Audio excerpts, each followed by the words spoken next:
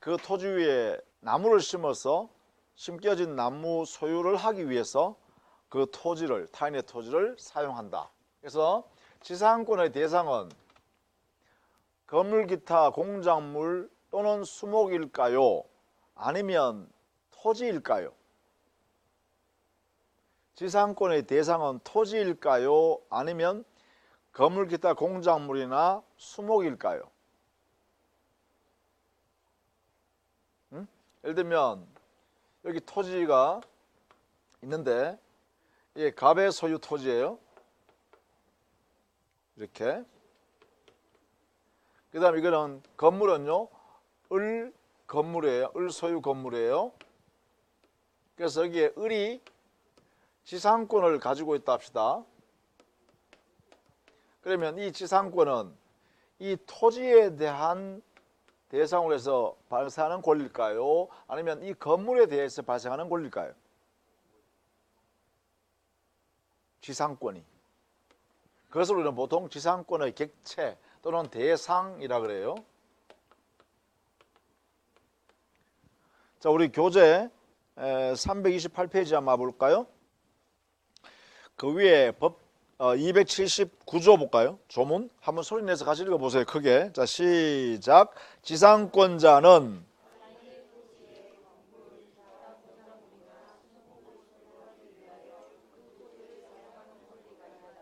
자, 그 토지를 사용할 권리가 있다. 이랬죠. 지상권자는. 그럼 지상권은 무엇을 대상으로 해서 행사하는 권리죠? 토지. 그렇죠? 토지예요, 토지. 이걸 지배하는 권리예요, 이걸. 그러면 을이라는 사람은 왜 지상권을 이렇게 남의 토지를 지배하느냐, 사용하느냐 하면 이 건물을 소유하려고 이래야 되겠죠. 그래서 건물 소유권을 가지고 있는 게 을이에요, 이렇게. 만약에 지진이 나서 이 건물이 허물어졌다. 그럼 지상권은 소멸할까요? 존속할까요? 한번 생각해 보는 거예요. 그냥 우리가 기본적인 개념 하나 가지고 우리가 알고 있는 지식을 한번 총동원해 보는, 생각해 보는 거예요. 그죠? 자, 이게 만약에 지진이 났다, 아니면 불이 났다, 화재가 났다, 이래서 이 건물이 다 타버렸어요, 이렇게. 그럼 건물이 멸실됐겠죠? 아니면 소실돼 버리겠죠? 그러면 을이 가지고 있는 이 지상권은 존속할까요? 소멸할까요? 이렇게 물어보면 그 대상 목적물이 존속하면 그대로 존속해요. 왜냐하면 물권의 소멸에는 한번 생각해 볼까요? 물권의 소멸 원인 5가지 내지 6가지 외우라 했잖아요. 당의 물권이 소멸하기 위해서는, 절대적으로 소멸하기 위해서는 첫 번째, 목적물이 멸실되거나, 두 번째, 소멸시효가 완성되거나, 세 번째, 물권자가 스스로 포기하거나, 네 번째, 혼동이 발생하거나, 다섯 번째, 공용 징수가 되거나, 여섯 번째, 몰수가 되거나. 이 6가지 외우라 했죠. 그 중에 목적물 멸실에는 포락이라는 것도 딱 했죠. 포락. 포락은 바다 되어버린다든가 아니면 강이 되어버리는 것을 말한다 했죠. 그러면 여기에 지상권의 대상이 토지가 없어지면 지상권은 소멸하겠죠. 왜냐하면 건물은 지상권의 대상이 아니잖아요. 그렇죠? 그렇다면 건물이 이렇게 멸실되더라도 지상권은 존속한다 이렇게 하겠죠. 그죠? 이렇게. 그러니까 개념이 지상권은 타인의 토지를 대상으로 하여 이용하는, 사용하는, 그 토지를 사용하는 권리다. 그런데 왜 그 토지를 사용하냐 하면 지상권자가 그 토지 위에 있는 건물이나 수목을 소유하려고 남의 땅을 사용한다. 이런 뜻이에요. 그죠? 그러면 지상권을 소멸하려고 그러면 이 건물이 멸실된다고 해서 소멸하는 것이 아니라 뭐가 없어져야? 토지가 없어져야. 토지가 없어지려면 어떻게 하죠? 포락이죠. 그죠? 그러니까 만약에 이 영역이 바다가 되거나 아니면 강이 되어버렸다 할 때 이 지상권이 소멸한다 이렇게 되겠죠. 그래서 조심해야 되는 거예요. 이게 시험 내면 잘 틀리는 거예요. 지상권은 지상권자 가지고 있던 그 건물이 멸실되면 지상권은 소멸한다. 이렇게 지문을 낸다는 거예요. 그때 여러분 지상권의 개념을 정확히 알아두셔야 된다는 거죠. 지상권은 타인의 토지를 대상으로 해서 그걸 객체로 해서 지배하는 것이지 그 위에 있는 건물을 소유하는 것 이건 아니다.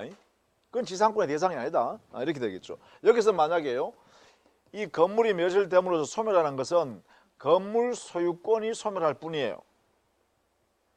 건물 소유권. 그 건물 소유권 누가 가지고 있었죠? 지상권자 을이 가지고 있었죠. 그래서 건물 소유권이 소멸하는 것이지 지상권이 소멸하는 것은 아니다. 이래 되겠죠. 그러니까 이 관계를 잘 이해해 두셔야 돼요. 그냥 가장 기본적인 개념이에요.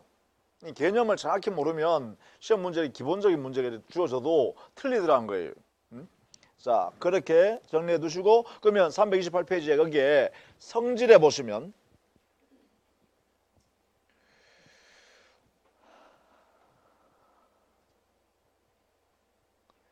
제일 마지막에 동그라미 5번이에요. 지상권은 타인의 토지를 사용하는 권리다. 이래 놨죠.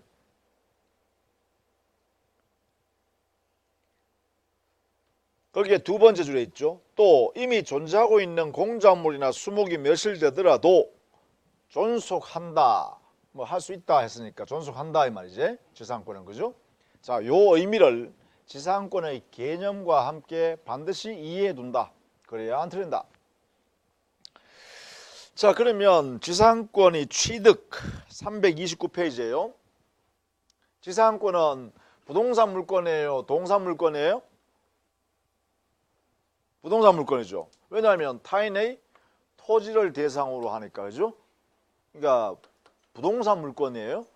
부동산 물권이 발생하는 것은 186조 아니면 187조죠. 그렇죠? 그러니까 186조는 토지 소유자, 타인의 토지 소유자와 합의를 통해서 지상권을 만들어낼 때는 뭘 해야 되죠? 등기. 그게 첫 번째.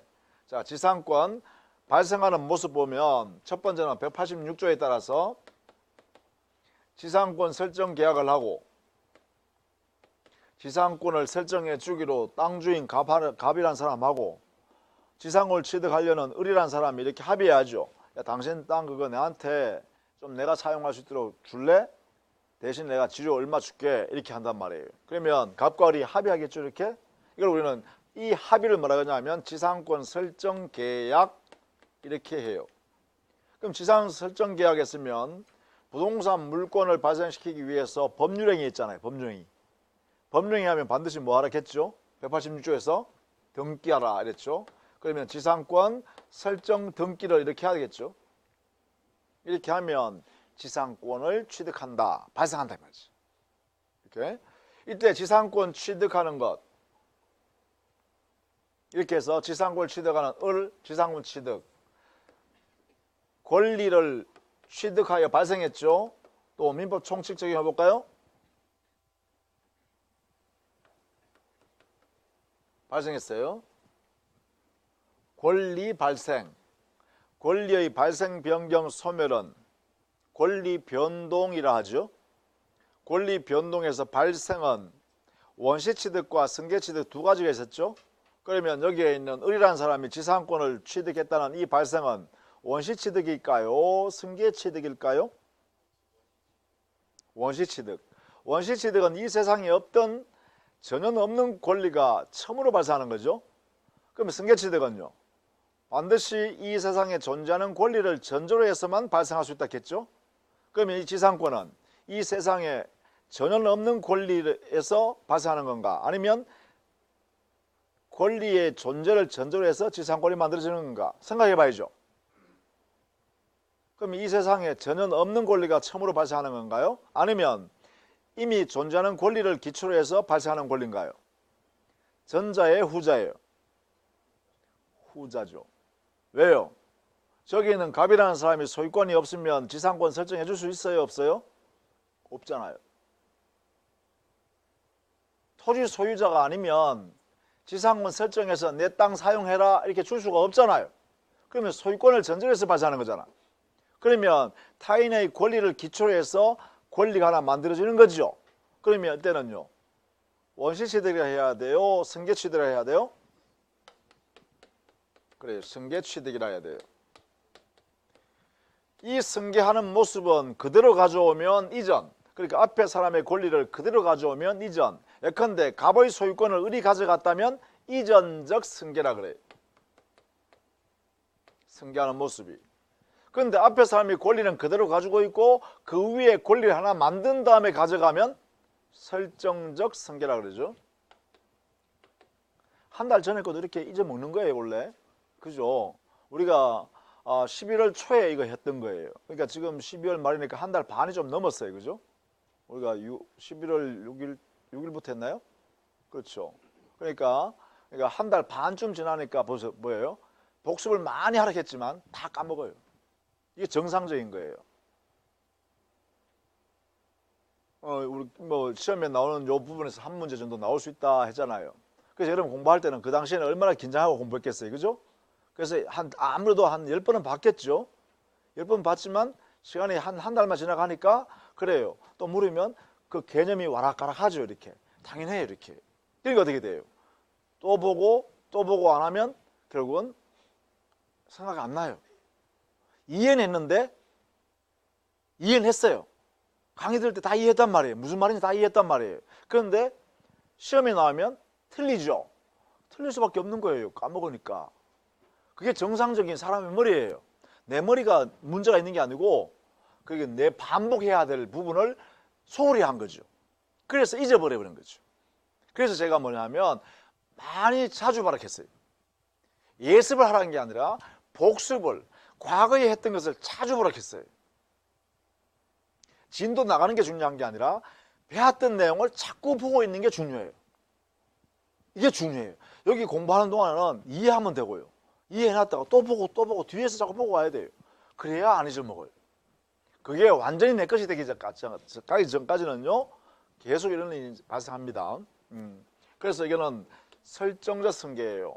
여기에 지상권 취득이란 것은 여기에 있는 갑의 소유권 위에다가 지상권을 이렇게 만든 다음에 가지고 오는 거예요. 이렇게. 그러니까 갑이라는 사람이 소유권이 없으면 지상권을 만들어 줄 수가 없어요. 그래서 여기에 해당되는 것이 되겠죠. 그죠? 이렇게 설정적 승계 취득이다. 이렇게. 이게 물권법이 그냥 민법 총칙과 별개로 떨어져 있는 건 아니에요. 다 연결돼 있어요. 이렇게. 이걸 우리가 감지 못했을 뿐이죠. 우리가 분명히 민법 총칙할 때도 이렇게 했어요. 여기에 뭐라냐면 제한물권의 설정에 의한 취득 이렇게 했어요. 요 설정적 승계 취득했어요. 제한물권의 설정적 취득해서 지상권의 설정, 지역권의 설정, 전세권의 설정, 저당권의 설정 이게 바로 설정적 승계 취득이다 이렇게 했어요. 아마 그거는 막 외웠을 거예요. 그러면 그걸 외웠다면 여기 와서 연습하는 거예요. 이렇게. 이럴 때 이렇게 말을 표현하는구나라는 걸 이해하라는 거예요. 그렇게 되면 민법 총칙에 했을 때는 단순히 암기를 막 했어요. 그걸 이해한 다음에 막 암기했어요. 그런데 그걸 한 번도 써먹지 않았잖아요. 근데 이런 거 공부할 때 한번 써먹어 보면 민법 총칙에 그때 그렇게 외웠던 것이 이런 뜻이구나라는 걸 이제 드디어 이해가 되는 거예요. 이제 내 것이 되는 거예요. 요걸 한 2-3번만 하면 여러분 것이 돼요. 이제 권리 변동의 원리를 이해하게 되는 거죠. 그래서 이게 물권법 공부할 때는 단순히 물권법 보고 하는 게 아니다. 우리 시험에서도 당연히 그렇겠죠. 이렇게 요런 거래를 하면서요. 요 지문 만들겠죠. 이렇게. 지문 만들 때는 이런 게 넣을 수 있겠죠. 민법 총칙으로 이렇게 지문 하나 넣을 수 있겠죠. 그죠? 이렇게 낸다는 거예요. 저는 별개가 아니다. 관계돼 있다. 다 이렇게 관계돼 있다. 민법은. 이렇게 이해해 두시자. 그 다음 두 번째요. 187조에 의한 지상권의 취득이 있어요. 187조에 의한 지상권 취득은 법률 규정에 의한 부동산 물권의 발생, 변경, 소멸을 말한다. 이렇게 했고 이때는 뭐가 필요 없다? 등기가 필요치 않다. 이렇게 했죠.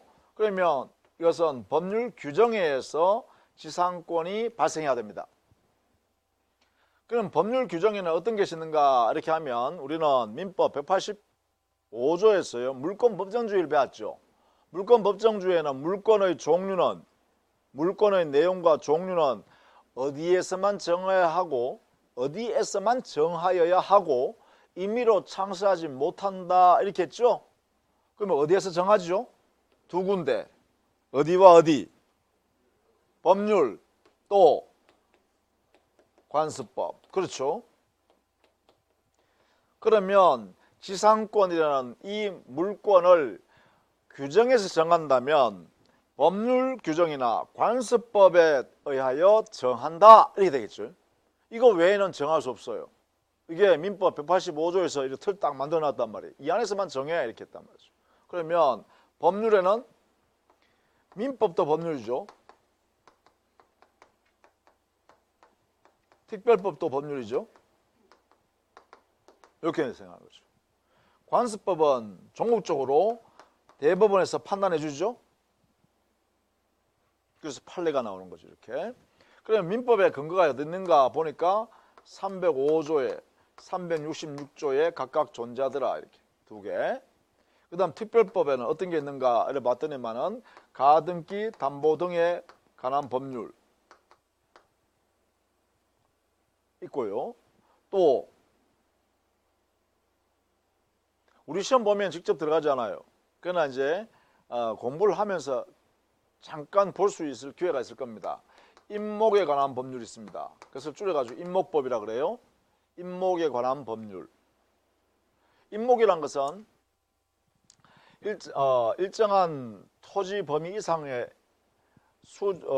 임목법에 정해놓은 나무의 종류가 심겨져 있는 그러한 형태에서 그 나무 자체, 나무의 집단을 등기를 할 수 있도록 만들어놨어요.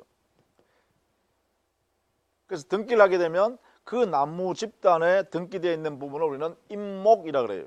그럼 그때 등기는 소유권 보존 등기 하겠죠? 그러면 토지와 별개의 부동산이 되는 거예요. 이게 임목이.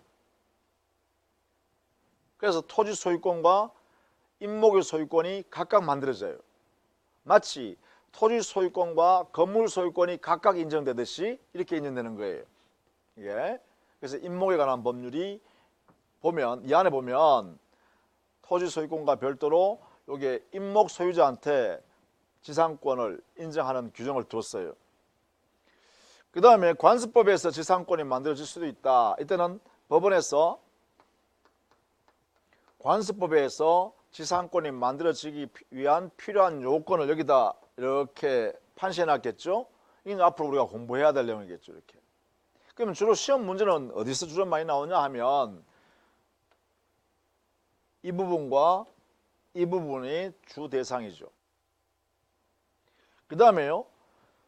여기에 있는 186조에서 지상권 등기에서 지상권이 만들어지면 여기에 있는 법정 지상권과 전혀 다른 거냐? 같아요. 성립하는 모습만 이렇게 달라질 뿐이에요. 근거만 다른 것이죠. 그리고 성립해버리면 이렇게 당사자 약정에서 지상권이 만들어진 이 지상권 이름을 우리는 약정지상권 이렇게 이름을 붙여요.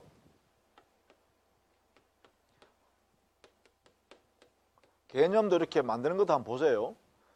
당사자끼리 계약을 통해서 약정을 했으니까 약정에서 만드는 지상권이다 해서 약정지상권 이렇게 표현해요. 이것은 법률의 규정에서 정해져 있는 내용대로 그 요건을 갖추면 등기 여부 따지지 않고 지상권 인정하는 것이죠. 여기서 만드는 지상권은 법에 정해져 있는 지상권이다 해서 법정지상권 이렇게 이름을 붙여요. 그럼 법정지상권은 민법에 있는 법정지상권도 있고 특별법에 있는 법정지상권도 있고 관습법에서 인정되는 법정지상권도 있겠다 그죠? 이렇게 해요. 그래서 지상권의 형태, 즉 발생하는 모습을 보면 크게는 두 가지예요. 하나는 약정에 의한 발생하는 것, 두 번째는 이 법에 정해져 있기 때문에 발생하는 것. 이렇게 나눌 수 있겠죠. 이렇게 약정지상권이든 법정지상권이든 간에 지상권에 발생하는 근거만 다를 뿐이고 이렇게 성립이 되어버리면 우리 민법에 있는 지상권이라는 규정에 의해서 전부 다 규율을 받습니다. 이렇게 지상권이 만들어지면 지상권의 내용은 민법에 규정되어 있는 지상권 파트의 규정들에 의해서 그대로 내용을 만들어내게 됩니다. 그래서 우리가 지상권에 관한 규정을 공부하게 되겠죠. 예컨대 존속기간은 어떻게 되고 지상권자의 권리는 어떻게 있고 지상권이 또 소멸하면 어떻게 되고 뭐 이런 것들이 있겠죠. 그죠? 그것은 앞으로 우리가 상세하게 보도록 할게요. 일단 지상권이 성립하는 모습. 첫 번째 원칙은 우리 법상으로는 186조와 187조에 근거해서 각각 지상권이 성립할 수 있다. 186조에서 지상권이 성립하는 것은 약정지상권이라 한다. 약정지상권의 특징이 뭐냐? 등기를 하여야 한다.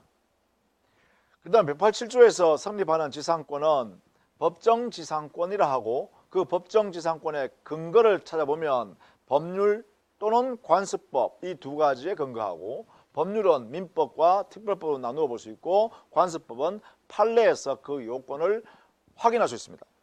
이렇게요.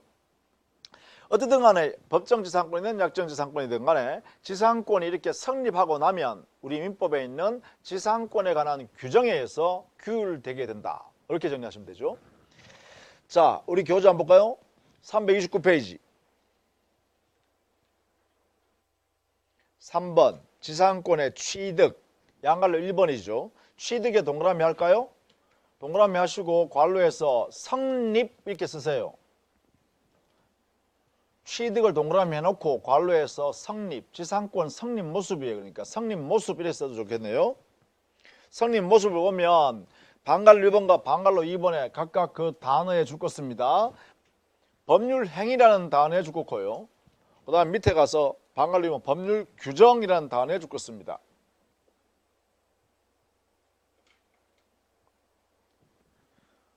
그러면 법률 행위에 의한 취득 이렇게 돼 있는데 거기에 제목 뒤에다가 186조 쓰시고 약정지상권 이렇게 쓰면 되겠죠. 그 다음에 두 번째 법률 규정에 의한 취득에다가는 187조 이렇게 쓰시고 법정지상권 이렇게 하면 되겠죠.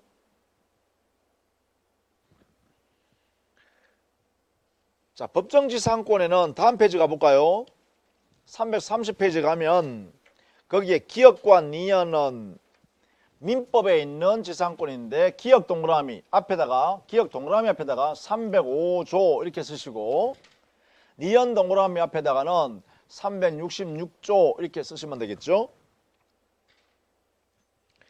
그 다음에 디귿 리얼이 없죠. 디귿 리얼이 뭐냐면 이겁니다. 거기에 그러면 동그라미 3번 관습법상의 법정지상권 바로 위에 그 왼쪽 공간이 비었죠. 바로 위에다가 디귿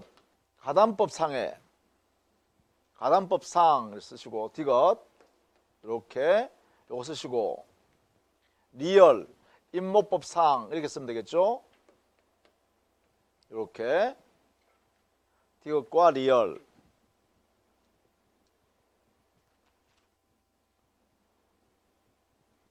자, 그 다음에 그게 관습법상의 법정지상권 줄거 놓고요. 제일 밑에 성립하는 모습 이렇게 정리해 둡니다. 이렇게. 자, 여기까지 하고요. 그 다음 쭉 넘어갔어요. 지상권 끝났다 보고 지역권으로 가보세요. 지역권 343페이지.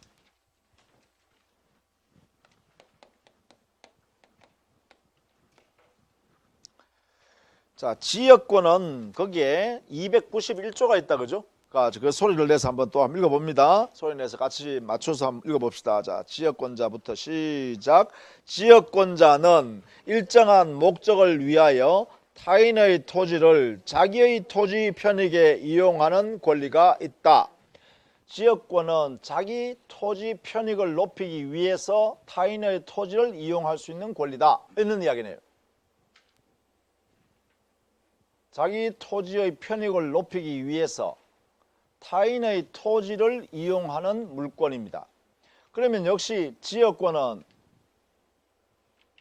대상이 바로 타인의 토지가 되겠죠.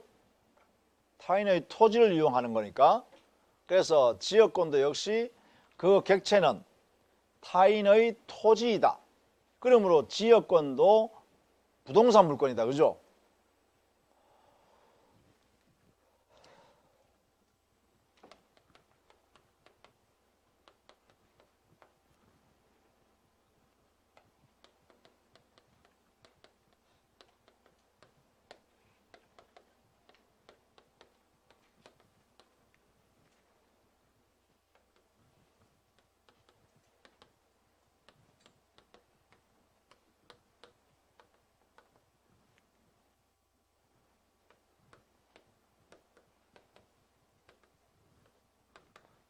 자, 알겠어요? 개념 정리해 봅시다.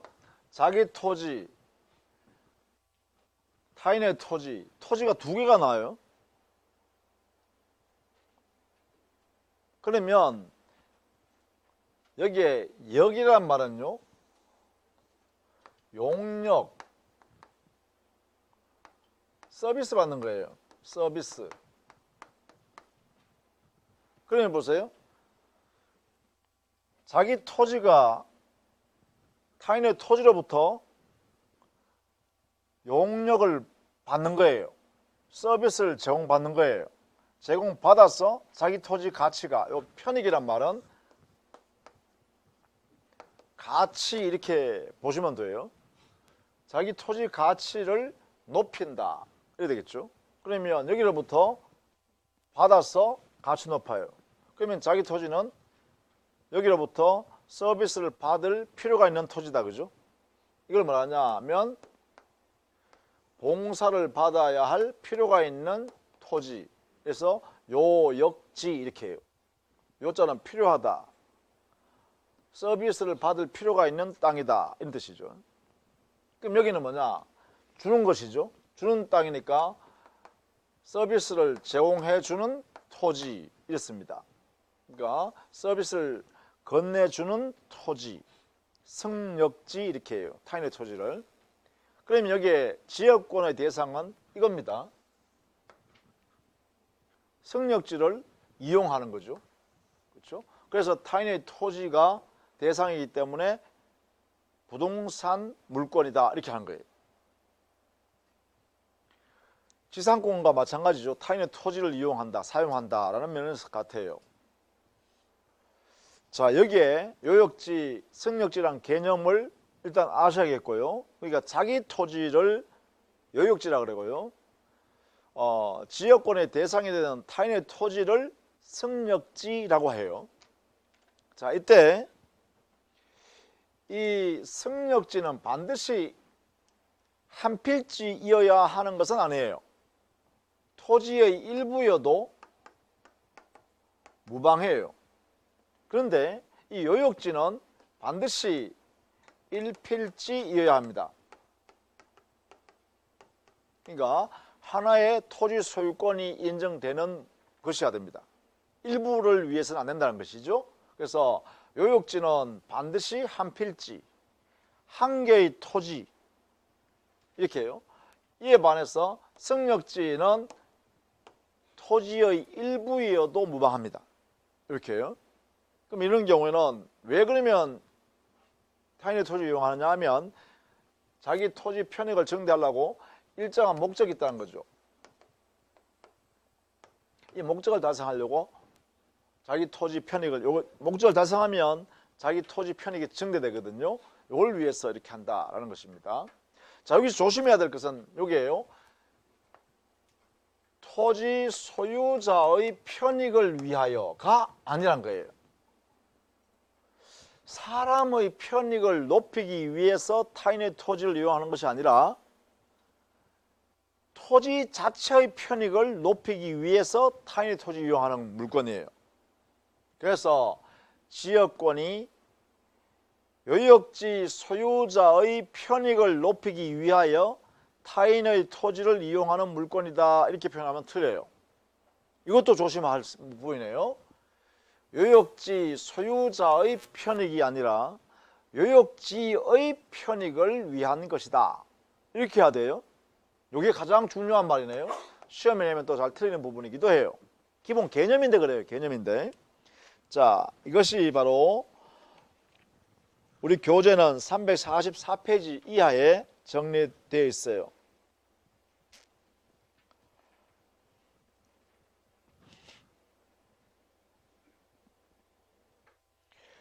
특히 345페이지에 가면 345페이지에 보면 거기에 양갈로 3번 있죠. 거기에 보시면 토지의 편익에 이용하는 물건이지 요역지에 거주하는 사람의 개인적 편익이나 이익을 위해서 성립하는 물건은 아니다 이났죠. 그래서 양갈로 3번 요 의미를 잘 알아두셔야 됩니다. 지역권은 요역지의 편익이지 토지의 편익입니다. 그 토지를 사용하는 사람의 편익을 높이기 위해서 인정되는 물건은 아니다.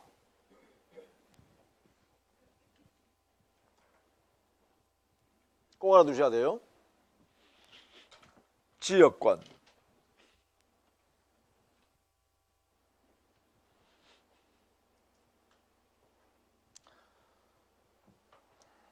물론 지역권 성립도 보면 지역권 성립, 타인의 부동산을 대상으로 성립하는 물건이니까 186조, 187조에 의한 지역권이 발생할 수 있겠죠.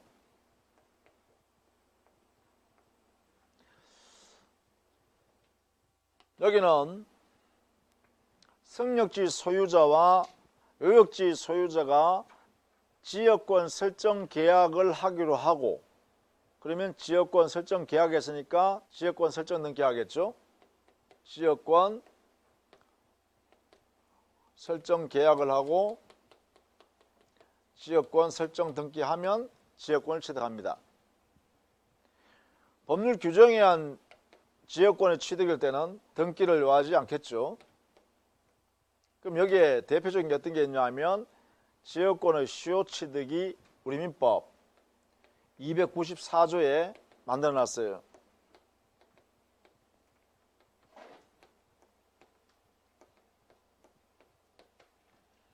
지역권의 시효 취득은 모든 지역권을 인정하는 게 아니라 이 지역권은 성격이요, 계속되고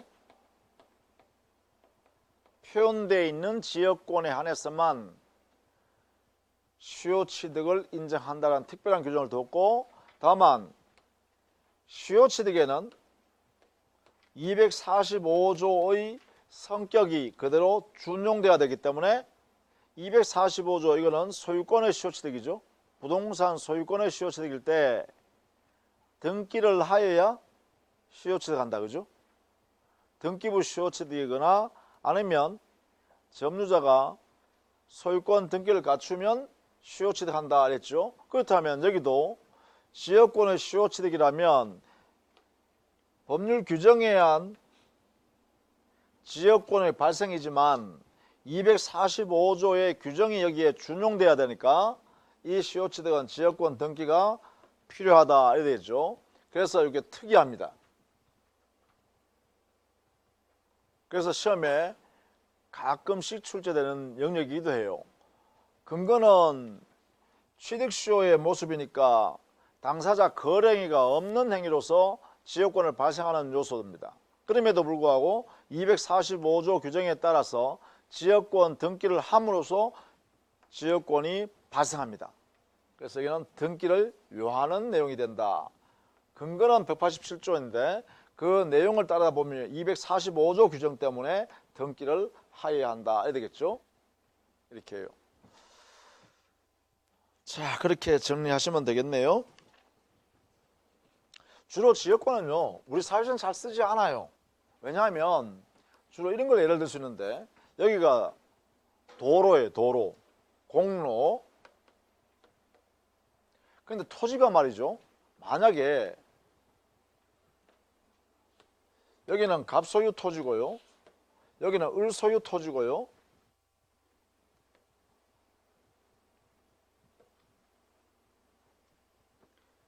여기는 병의 소유 토지라 해볼까요? 여기는 정의 소유 토지다. 이래 되면 여기 있는 병이나 갑이나 정의 소유 토지는 도로에 접했기 때문에 이렇게 해요. 토지 사용에 아무런 지장이 없습니다. 문제는 이 을의 소유 토지가요, 도로에 나갈 길이 없습니다. 보통 이걸 우리는 맹지 이렇게 하죠. 맹지. 길이 없는 토지. 그러니까 이 토지는요, 아무것도 사용할 수 없습니다.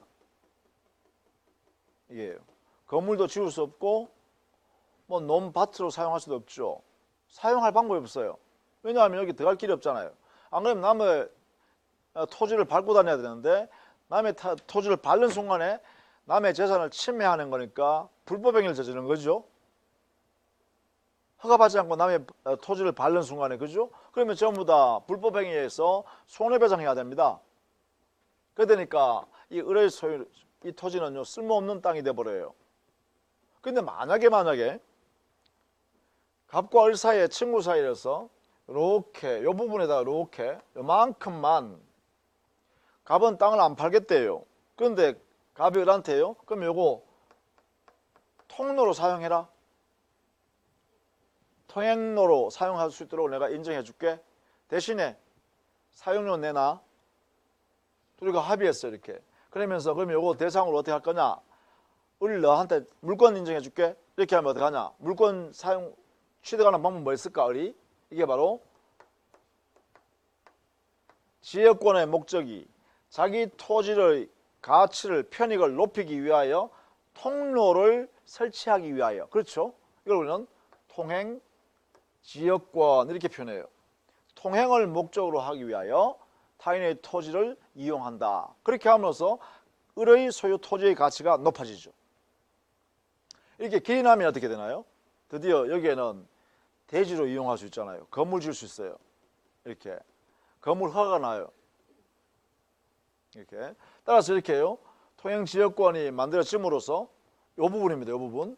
여기가 통행지역권의 대상이 되는 거죠. 이렇게 이 부분. 이렇게 됨으로써 을은 자기의 소유 토지가 가치가 높아진다 이런 이야기예요. 자, 그러니까 여기 보시면 자기 토지의 가치를 높이기 위해서 타인의 토지를 이용한다. 여기 말이 딱 들어맞죠. 여기 을의 편익을 제공받으려고 하는 게 아니에요.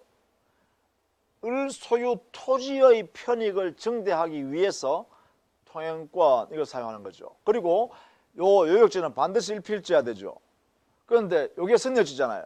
승역지는 일부이어도 무방하다 했잖아요. 그죠? 그래서 갑소유 토지 중에 일부에 대해서만 이렇게 줄 수 있다는 거죠.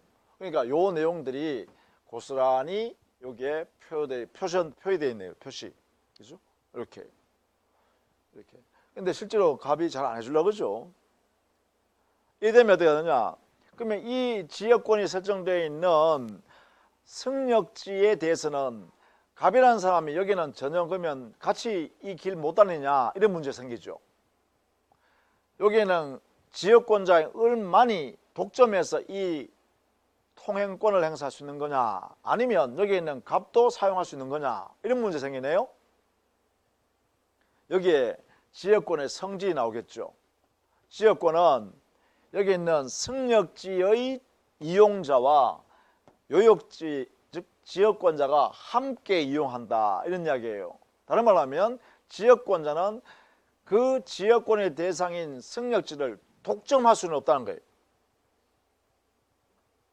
승역지 사용자는 함께 지역권자와 같이 사용할 수 있다. 그래서 이게 성격이 이 지역권의 성격이 함께 사용하는 성질이 있다.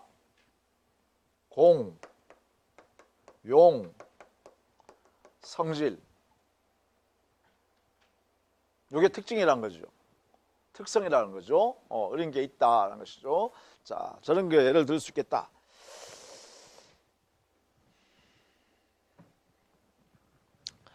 자, 그 정도만 할게요. 지역권. 지역권의 모습 이해해 둡니다. 지역권. 자, 그 다음에 전세권으로 갈게요. 349페이지 전세권.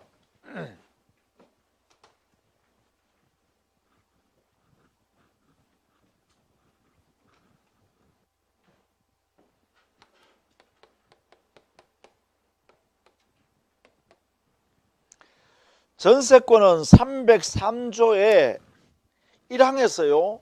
전세권에 관한 내용을 잘 정리해 놨어요. 그것도 역시 한번 소리내서 크게 한번 읽어봅니다. 제가 일자할 때는 열심히 읽으셔야 됩니다. 다 이유가 있어서 읽으라 그런 거거든요. 자, 시작. 전세권자는 전세금을 지급하고 타인의 부동산을 점유하여 그 부동산의 용도에 조차 사용 수익하며 그 부동산 전부에 대하여 후순위 권리자 기타 채권자보다 전세금의 우선 변제를 받을 권리가 있다. 이 권리의 내용이 바로 전세권의 내용이에요. 전세권이라는 것은 전세권자가 전세권 설정해 준 사람한테 전세금을 지급하고 그 토지를 자기가 인도받아 점유하면서 용도에 조차 사용 수익한다. 그리고 전세권 관계가 종료가 되면 전세금을 반환받게 되는데 그 전세금을 반환 안 해주면 전세권자는 후순위 권리자나 일반 채권자보다가는 당해 목적물로부터 우선 변제받을 수 있는 힘을 그 전세권에다 인정해 주겠다 이래놨죠. 그러니까 이 두 가지 성격을 가지고 있어요. 전세권의 특성이에요. 전세권은 당해 타인의 부동산을 용도에 조차 사용 수익할 수 있는 물건이면서 동시에 전세금을 반환받을 수 있는 권리를 안전하게 만들기 위해서 전세권 안에다가 다른 일반 채권자보다가는 먼저 그 물건으로부터 우선 변제받을 수 있도록 효력을 주겠다. 이 우선 변제적 효력을 주겠다는 것은 바로 채권 회수를 안전하게 하는 장치잖아요. 그럼 뭐라 그래요? 우리는 담보라 그러죠. 그래서 전세권이라는 물건은요, 담보 물건의 성질을 함께 가지고 있어요. 이렇게 해요. 그래서 이게 전세권이요, 독특한 제도예요. 그러면 당의 목적물로부터 우선 변제를 받으려 그러면 그 목적물인 전세 목적물을 경매를 해야 될 거 아닙니까? 경매해야 경락 대금에서 우선 변제를 받아가죠. 그래서 우리 민법의 내용을 보면 나중에 보겠습니다만 전세권자한테는요, 경매권이 인정돼요.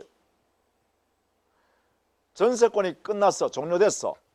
근데 전세권 설정자인 당의 부동산 주인이요, 전세금을 돌려주지 않으면 전세권자는 마치 저당권자처럼요, 법원에다가 이거 경매 주세요 라고 경매 붙일 수 있어요. 그러면 법원은 저당권과 똑같은 경매 실행을 해요. 그래서 경매 실행해서 최고가로 입찰한 분한테 경락시켜주고 대금이 완납되면 그 등기부에 등기되어 있는 순서에 따라서 우선 변제적 효력을 부여줍니다. 그럼 만약에 전세권자가 제일 먼저 전세권 설정 등기되어 있었더라면 다른 어떤 채권자보다도 그 대금으로부터 우선 변제받아 간다 이런 이야기죠. 우리 민법에 이렇게 허락했다는 거죠. 그래서 그러한 성격을 우리는 뭐라고 하냐면 담보물권성이라고 그래요. 담보물권성, 우선 변제, 경매를 통한 경락 대금으로부터 우선 변제받을 수 있는 효력, 이것을 인정함으로써 담보물권의 성질을 갖게 된다 이렇게 되겠죠. 그러니까 용익물권이면서 동시에 담보물권의 성질을 함께 가지고 있다라는 거예요. 그러니까 시험에 이 전세권이 자주 출제됩니다. 이 전세권은 다른 나라에 없는 제도라고 그랬죠. 그래서 우리는 이렇게 했잖아요. 물권법은 고유법적 성격을 갖는다. 왜냐하면 다른 나라에 없는 제도들을 나라의 특성에 맞게 꾸려놨다는 거예요. 그 대표적인 게 우리 민법으로 본다면 전세권과 분묘기지권 같은 것이 물권으로 허용된다 이랬어요. 다른 나라에 없는 제도라고 했잖아요.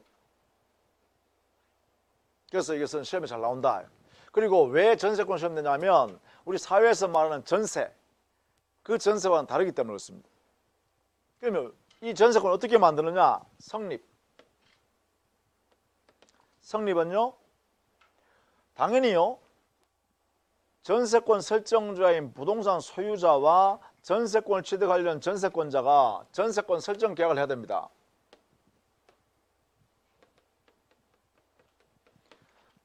전세권의 대상은 타인의 부동산이잖아요. 타인의 부동산이니까 전세권은 동산물권입니까? 부동산물권입니까? 부동산물권.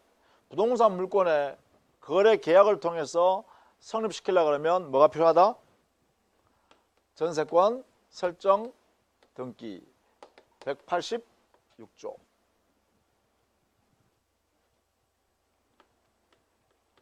그래서 물권법 제일 첫 번째 우리가 배웠던 내용이요. 물권법정주의 185조, 그 다음에 부동산 물권 변동 186조에서 187조. 186조는 등기해야 되는 경우, 187조는 등기를 요하지 않는 경우 이렇게 했죠. 등기해야 되는 경우는 거래행위라는 법령행위를 해서 부동산 물권을 발생, 변경, 소멸시킬 때는 등기해야 한다. 그러나 법률 규정에 의한 부동산 물권이 변동할 때는 등기를 요하지 않는다. 그 근거가 바로 186조와 187조다 이랬어요. 이 내용은 저당권 끝날 때까지 똑같습니다. 이 내용은 다 적용됩니다. 그러니까 너무나 중요하다 했죠. 모르면 안 된다 했죠. 시험에 반드시 출제한다 했죠. 이렇게 계속 이렇게 공부하는 거예요. 계속 이렇게 여러분은 이게 체계적으로 자꾸 생각해보는 연습하는 거예요. 이게 교과서에 있든 없든 관계없어요. 교과서 없을 수도 있어요. 그러나 생각을 자꾸 이렇게 해보셔야 됩니다. 그래야 여러분이 민법이 보는 이 체계를 알 수가 있어요. 자, 이렇게 해서 전세권을 만들었어요. 그런데 전세권 설립에는 이것만 가지고 안 돼요. 요거는 기본적으로 당사자가 해야 할 가장 기본적인 행위고요. 이거 외에도 전세권 설립에는 별도의 행위를 요구하고 있어요. 이게 거기 보니까 303조에 뭐라 했냐면 전세권자가 뭐를 줘야 되죠? 전세금을 지급하고 했죠. 그러니까 여기에요. 전세권 설정계약, 전세권 등기할 때 여기에요. 여기에 전세권자가 반드시 뭘 더 해야 되냐면 전세금의 지급이라는 요소가 필요해요. 이게 있어야 전세권이 성립한다는 거예요. 그러면 만약에 전세권 설정자인 부동산 소유자가 말입니다. 전세권 설정 계약을 할 때 야, 전세권 면제 줄게. 근데 전세금 안 받을게. 전세권 설정 계약하고 등기하자.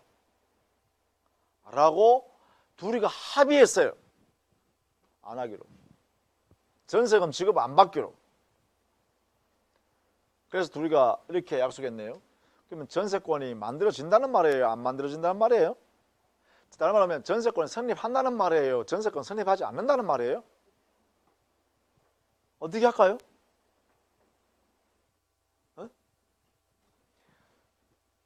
당해 부동산 소유자인 전세권 설정자가 전세권자한테요. 야, 전세금 면제. 아, 고마워요. 좋습니다. 이렇게 했어요. 그러면 전세권 성립한다는 거야? 성립 안 한다는 거야? 전부 다 아리까리하죠, 그죠? 요게 시험 문제 가면 다 이렇습니다. 여러분 시험 공부, 이게 나중에 시험 문제 풀어보면 5개 지문중에요. 한 3개는 금방 빼내요. 이 2개 가지고 막 헷갈리거든요. 2개 가지고 헷갈리는 것도 뭐냐면 한 개가 맞다, 아니다, 이 둘 중에 하나야. 이것도 이거 빼낼 수 있을 것 같은데 이게 맞나 안 맞나 헷갈리는 거야. 이게 대부분대로예요. 그런 것만 물어요. 내가 알고 있는 거는 꼭 답을 안 만들어요. 이게 이렇게 생각하면 이럴 것 같기도 하고 저렇게 생각하면 저렇게 같기도 한 것들만 물어요. 근데 그걸 명확히 하려고 하면 어떻게 하냐, 반복 안 하면 안 된다는 거예요. 강의 들을 때는 아 그렇구나 하고 넘어간단 말이에요. 근데 시험에 탁 나오면 그걸 내가 내 것으로 완전히 내면화 시켜주지 않으면 시험장에서는 그게 안 돼요. 또 거기서 막 헤매는 거죠. 근데 이때 뭐냐, 강의 시간에 질문하고 할 때 연습을 많이 하는 분들은 그게 익숙해져 있겠죠. 틀려봤거나, 그렇죠. 강의할 때 틀려봐가지고 내가 참피 받았다 이 말이야. 안 잊어먹어요. 그거는 까먹을 수가 없어. 시험장 가서 그게 뭔가 막 바로 튀어나오는 거 생각나죠. 바로 생각나요. 근데 강의 시간에 그냥 점잖게 앉아있을 분 있죠. 그냥 아 그래 나 이해했어 하고 넘어가는 사람들, 그분들 다 틀려. 그 가서 그 옆에 있는 분들 설명은 더 잘해주죠. 그죠? 그분 또 설명 잘해줘요.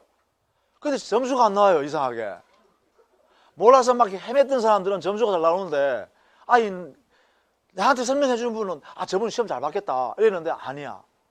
왜 그러냐? 바로 이거예요. 이거 강의 시간에요. 질문을 하는데 선생님들이 막 열심히 질문하는데 그냥 나는 이해했어, 알았어 이렇게 하고 넘어가는 분도 있죠. 시험장 가서 다 틀리고 나와요. 그분들이 어떠냐? 대부분 나이 좀 있는 분들이에요. 대부분 다. 그 선생만 안 듣는 거지 뭐. 내 생각대로 하려고 하는 거지 뭐. 아이 걱정하지 마. 내가 그 시험장 가서 할 거야. 아니야. 시험장 가서는 연습 열심히 안 하면 안 돼요. 연습 많이. 그러니까 강의 시간에서 많이 틀려야 되는 거야.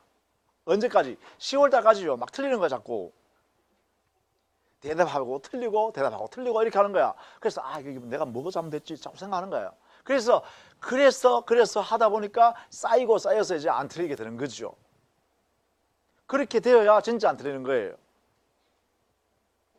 여러분 보통 보면 시험 치고 나면 틀린 문제를 좀 정리하셔가지고 표시를 빨간색으로 탁 표시해 놓고 2번, 3번, 10번, 20번 보셔야 됩니다. 틀린 문제는 이렇게 제가 매번 합니다. 모의고사 치면 뭐 여러분 3월달 시험 본다 그러면 40문제 중에 제가 생각할 때는 한 30문제 정도는 틀릴걸요. 40문제 중에 10문제 정도 내가 풀어가지고 정답 맞출 거예요. 실제로 30문제 정도 틀려요. 그러면 그걸 어떻게 해야 되냐? 그거 빨간색 표시해놔야 돼요. 전부 다. 내가 풀어낸 건 다 버려버리고요. 내가 풀어서 맞췄는 거는 볼 필요 없어요. 2번 다시 볼 필요 없어요. 그런데 그냥 내가 풀어봤더니 틀렸다. 그거는요, 자꾸 틀리게 될 가능성이 대단히 높아요. 그래서 4월달, 5월달 내가 한번 끄집어내가지고요, 또 한번 보는 거예요. 그거 틀린 것만. 그래서 봐서, 내가 확실히 내가 풀었다. 알겠다. 하면 그때부터는 그걸 지워버리는 거예요. X표 해버리는 거예요. 이렇게 해서 틀린 문제를 자꾸 모아야 되는 거죠. 그리고 그걸 반복해서 보면서 내가 2달 지나고 이러니까 이건 내가 충분히 내 것으로 돼서 암기했고 이해됐어. 그러면 그걸 이제 하나씩 지어나가는 거예요. 그렇게 하다 보면 나중에는 공부해야 할 양이 확 줄어요. 이거 잘 하셔야 돼요. 꼭 하게 해요. 민법은. 이게 뭐냐면 이해된 내용을 내 것으로 만들어서 머릿속에 딱 갖춰두는 거죠. 그렇게 돼야 돼요. 이게 안 되면 역시 3월달 시험 받는 거 틀리는 게 10월달 가서 틀려요. 또 틀려요. 왜냐하면 우리가 생각하던, 내가 생각했던 왔던 패턴으로 그런 내용을 이해하려고 하거든요. 그게 자기도 모르게 그러고 가는 거예요, 손이. 그러니까 이건 억지로 이렇게 머릿속을 바꿔놔야 돼. 바꿔놓으면 어떻게 하죠? 반복할 수밖에 없어요. 내가 이해는 했는데 내 그냥 평상심으로 풀어버리면 내가 종전에 생각한 대로 그냥 가버린다는 거예요. 그러면 강제로라도 강의 들은 내용으로, 이해한 내용으로 바꿔야 돼, 강제로. 그러려면 어떻게 하냐? 한두 번 가지고 안 돼요. 10번, 20번도 안 돼요. 어떤 경우는 50번, 100번 봐야 돼요. 그 정도로 봐야 내 것이 된다는 거예요. 그러니까 어떻게 하냐? 틀린 문제를 잘 아껴두는 거예요. 자주 보는 거고, 봐야 될 것들을 이렇게 뽑아놓는 거예요. 제가 나중에 프린트물도 또 이렇게 이제 드릴 거예요. 한 2월달부터나 3월달부터는, 2월달부터 내가 나을 것 같은데. 그러면 프린트물 주면 여러분 스스로가 한번 풀어보는 거야. 그래서 틀린 문제는 항상 표시해놓고, 맞춤 문제는 X표 해버려요. 볼 필요 없어요. 맞춤 문제를 X표 하세요. 틀린 문제는 어떻게 해요? 동그라미에서 아주 보기 좋게 만들어 놓으세요. 이렇게. 틀린 거는 반드시 그렇게 해놔야 돼. 그래서 자꾸 이렇게 모아놔야 돼. 자, 여기 있어요. 우리는 물권법에서는 물권법정주의라고 했잖아요. 물권법정주의니까 법률 또는 관습법에 정해져 있는 대로 하라 했죠. 당사자가 임의로 정하면 된다, 안 된다? 안 된다 했잖아요. 그러니까 우리 법에서 303조에서 이렇게 하라 했죠. 이렇게 하라 했는데 이거 자기들끼리 이거 없앤다 하면 되나 안 되나? 안 돼. 그럼 전세권에 성립 안 한다는 거예요. 이게 바로 물권법정주의 의미예요. 그래서 우리는 법에 정해져 있는 게 뭐냐가 대단히 중요한 거예요. 물권법은 어떻게 정해져 있는가가 제일 중요한 거죠. 그래서 여기에 보시면 전세권자가 전세금을 지급하고라는 중요해요. 전세금을 지급 없이는 전세권 성립하지 않는다는 거예요. 그래서 전세권이 성립하기 위한 요건은, 가장 중요한 요건은 이 세 가지입니다. 설정 계약하고 전세권 등기하고, 이것으로 끝나는 게 아니라 전세금을 지급해야만 합니다. 그래서 전세금 지급은 등기에 기재가 됩니다. 등록이 돼요. 등기가 돼요. 등기부에 반드시 전세권 등기 이렇게 돼 있습니다. 그리고 등기 안에 보면 전세금 얼마 이렇게 돼 있어요. 반드시 등기하게 돼 있어요. 자, 그렇게 정리해 둡니다. 자, 그러면 351페이지예요. 전세권의 취득 있죠. 전세권의 취득에는 법률 규정에 의한 취득은, 전세권 성립 자체는 법률 규정에 의해서 만들어지지 않아요. 다만 시효 취득에 관해서는 가능하다, 불가능하다라는 논의가 있긴 해요. 그건 나중에 볼게요. 이거는.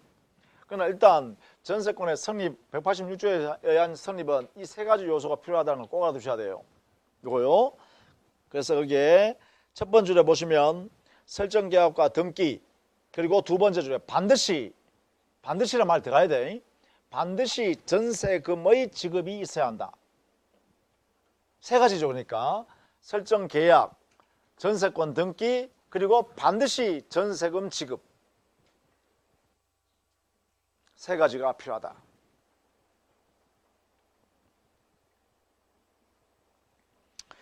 자, 이렇게 했어요. 전세권에 관한 것도 여기까지만 할게요. 여기까지만.